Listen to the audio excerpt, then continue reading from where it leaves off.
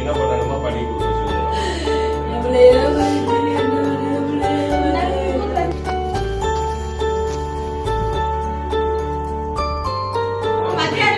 இந்த முடிவு எடுக்க போறது இல்லை.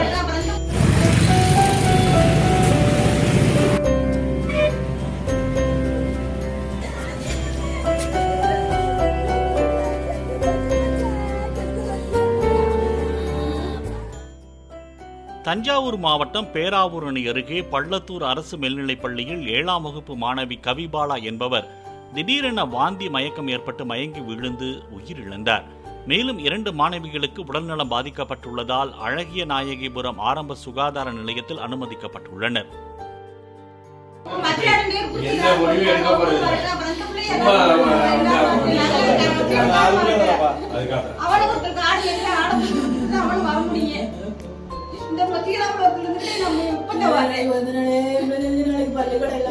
நீங்க இந்த ஆளு வைக்கிறவங்க எல்லாம் பார்த்து நாங்க அவ்வளவு கஷ்டமா பேசிட்டு போவோம்.